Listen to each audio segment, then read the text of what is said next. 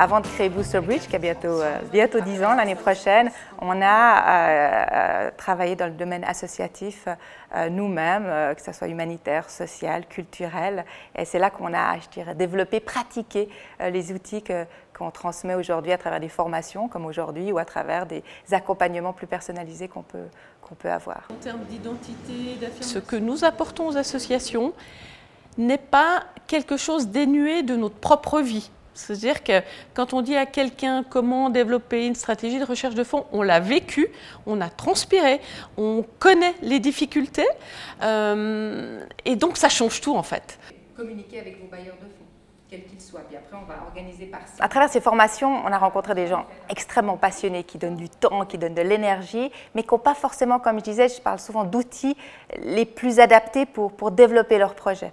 Et je pense que le besoin en matière de gestion de projet, de communication, de financement, d'évaluation de projet, d'impact, sont des besoins qu'on ressent au sein des associations. On a un objectif, c'est enseigner la langue et entretenir ce lien entre le pays d'accueil et le pays d'origine. Et s'il y a le manque de financement, comment on continue? Ça veut dire qu'on est bénévole, ça fait 5 ans, je fais à 100%, mais là, quand j'ai fermé des classes, ça me fait mal au cœur. En 5 ans, ce que vous avez accompli, qu'il reste des choses à accomplir aujourd'hui, ce que vous avez créé garde toute sa pertinence.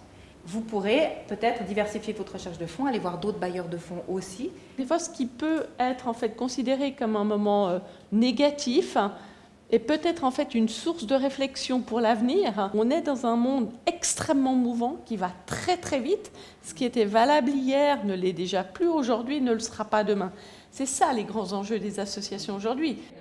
Je suis présidente de l'association Boomba, qui est une association qui œuvre à Kinshasa en faveur d'enfants qui sont orphelins, enfants handicapés, de plusieurs handicaps, et puis des enfants issus de familles démunies. On a la chance de constater, dû vraiment à le niveau élevé, moi je trouve en tout cas de la formation, que très vite on peut appliquer ce qu'on a appris dans notre vie associative.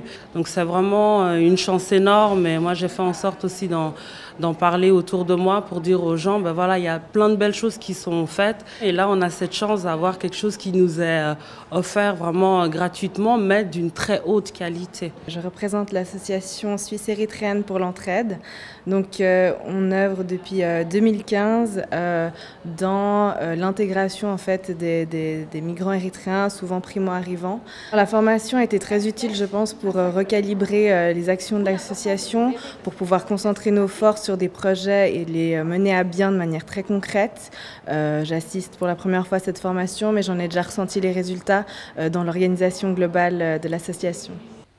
Je suis présidente et cofondatrice de l'association On va parler ensemble. C'est une association qui soutient les processus d'intégration des migrants arrivant à Genève, tout offrant un point de rencontre et en faisant qu'ils pratiquent la langue française et en donnant la formation de base. Ça, c'est notre pilier principal. Je suis un petit peu tous les modules et c'est super chouette pour moi qu'il y ait quelqu'un qui nous donne les bases de comment ça gère une association. Parce que nous, avant, on n'avait aucune idée de tous les tramites bureaucratiques. Alors, c'était bien au moins qu'il commence à nous expliquer toutes les étapes à suivre, toutes les stratégies, au moins pour pouvoir améliorer notre association.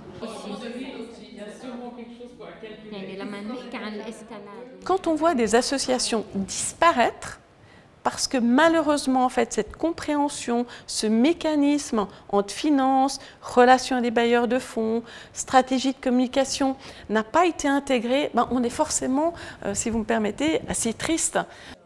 En fait, notre souhait, je crois qu'il est extrêmement simple, c'est qu'elles puissent en fait poursuivre leur engagement et se développer le mieux possible et bien puissent perdurer demain.